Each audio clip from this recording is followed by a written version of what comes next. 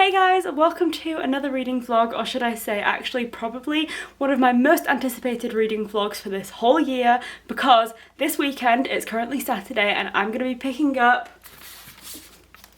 The Queen of Nothing by Holly Black, and oh my god, I'm so excited to have this book in my hand so that I can finally read it, because I feel like I've been waiting for this book all year long. I read both The Cruel Prince and The Wicked King back in January or February of this year, and I've been looking forward to this book ever since, and to be honest, I should be grateful that it's out now, because I'm pretty sure originally it wasn't meant to be out until January 2020, but then they brought it forward to November, and I'm honestly so excited to get into this and finish off this series, because the first two books in the series were incredible and I really enjoyed them, but I'm feeling like this one is going to be even better, because I definitely feel like The Wicked King was a step up from The Cruel Prince, so I can only hope that this one will be a step up as well. So it's currently, as I mentioned, Saturday evening, and I think it is the 23rd of November, so this book has been out for like a few days at this point, but I've been waiting for the weekend so that I can just get cozy and settle down with it. So I'm going to go and grab a cup of tea and start reading, and hopefully I'm just going to fly through this one because I'm so excited.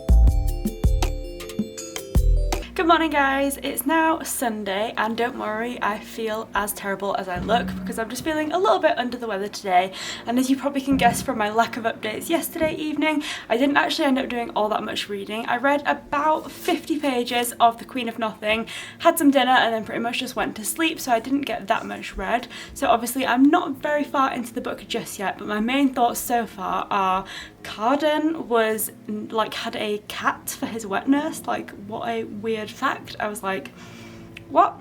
And then secondly, that Taryn is just the worst sister ever. If I had a sister like her, I'd be so mad, because she's just terrible and I really can't stand her as a character. But obviously I'm not very far in, so there's probably so much more still yet to come. But today, because as I mentioned, I'm not feeling very well, I think I'm just going to watch some absolutely terrible Hallmark Christmas films on TV, because there's a channel called Christmas 24 which basically shows them non-stop. So I'm going to watch some of them, do some reading and just chill out. So hopefully I'll have some more updates soon.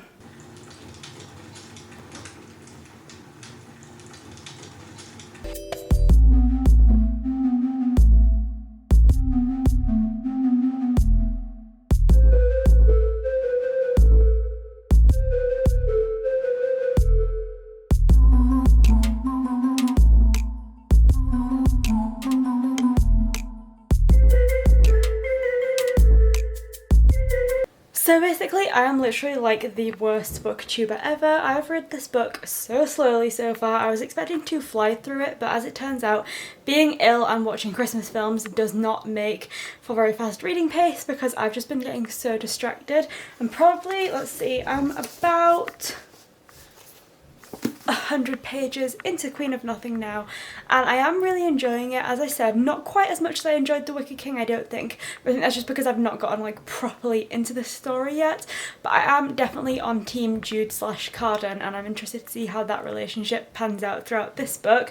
But on a more positive note, seeing as I don't really have anything else to add to this book yet because I haven't read very much, Jay's parents just got back from a like little holiday in the Lake District, and they brought me back some like little cute sheep bookmarks, and I just think these are so cute, especially this little one that's like a sheep's head. Like, how cute is that gonna look sticking out over the top of the book? So I'll probably use one of these later in my copy of The Queen of Nothing just to see how cute it is. But for now, I'm just chilling in bed, and I'm probably gonna get started on some reading.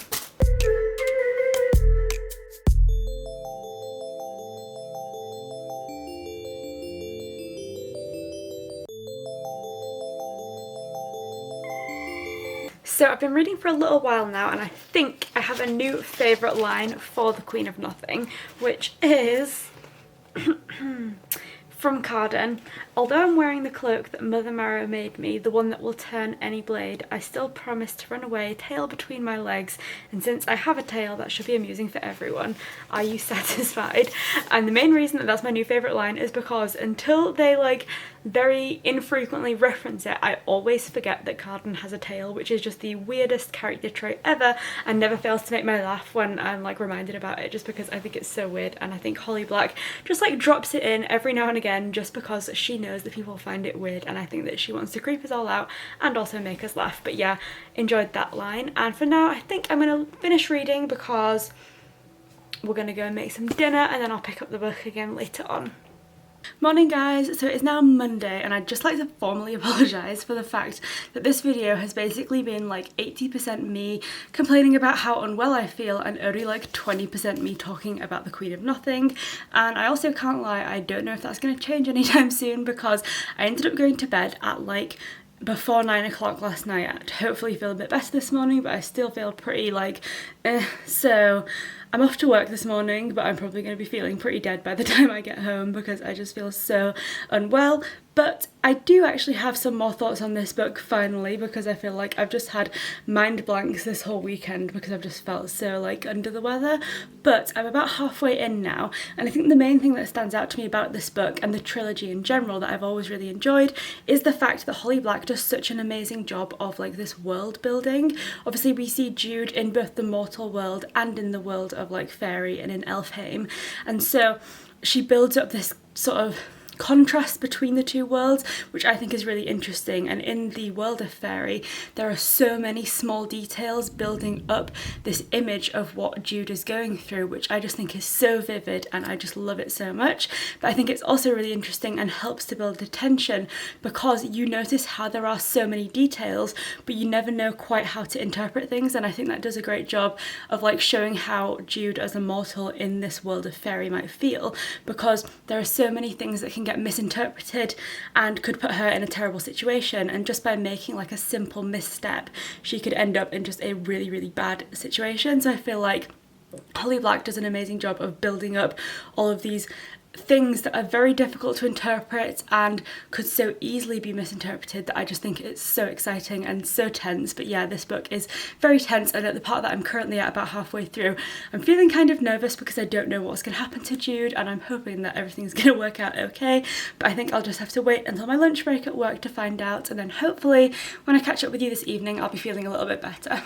Wow, so it has been a hot minute since I've said anything about the Queen of Nothing because I have been a terrible booktuber this week. The good news is that I'm now feeling a lot better. I think my illness has passed, thank God, but it is now Wednesday and luckily I actually have the day off work today, so I'm hoping I might actually get some of this book read because, let's be honest, until now I've been doing a pretty bad job of making my way through this book. I had thought it was going to be a really quick read, but it's ended up taking me way longer than I thought, but I'm really excited to carry on reading it because if nothing else, this installment in the like Folk of Air series is making me such a sucker for the enemies to lover romance trope, because I'm just absolutely loving it in this book. Like obviously that's a theme that has been ingrained in all 3 books in the series, but I feel like it's really sort of coming out in this one and I am so here for it. But for now, as I said, it's Wednesday but I've got the day off work and I'm actually heading into York for a festive day with Em because we're going to go to the York Christmas markets and just have a fun day there. But I'm getting the train, so I'm hoping to get quite a bit of this book read on the train there and back, so I'll catch up with you at some point later on today.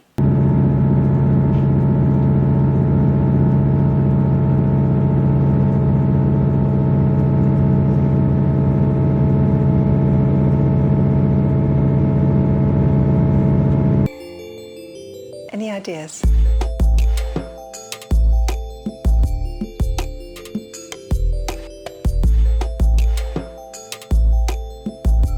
It's Thursday and I did it. I finally finished off reading Queen of Nothing and I'm so glad that I finally finished up with this one because it feels like it's taken me forever to read. I feel like I ended up giving this one somewhere between 3.5 and 4 stars because it was an enjoyable read, but I just didn't find myself being like as pulled into the story as when I was reading The Cruel Prince and The Wicked King, and for some reason I just didn't find this one as easy to get into. So while there was nothing particularly wrong with it, I just didn't find it to be as like compelling of a read, and I just can't really put my finger on why, unless it's just the fact that I read it so far after reading the first 2 books in the series that I just wasn't as invested in the story anymore. But I did really enjoy it. It was a fun story. I enjoyed seeing how it went. There was lots of action and tension and stuff, but I felt like at parts it was kind of predictable and you kind of knew where it was going to end, but that didn't stop me from enjoying the ending anyway. So basically I enjoyed it, but it wasn't as amazing as I'd expected, but I'd still recommend reading it if you're interested in starting the series, or obviously just finishing it if you read the first 2, because it was an enjoyable conclusion to that series. So I hope you've enjoyed hearing all of my thoughts on The Queen of Nothing, although to be honest this vlog has been far more of me complaining about feeling ill than it has been talking about the book, so I hope it wasn't too bad. But anyway, thanks for watching and I'll see you next time.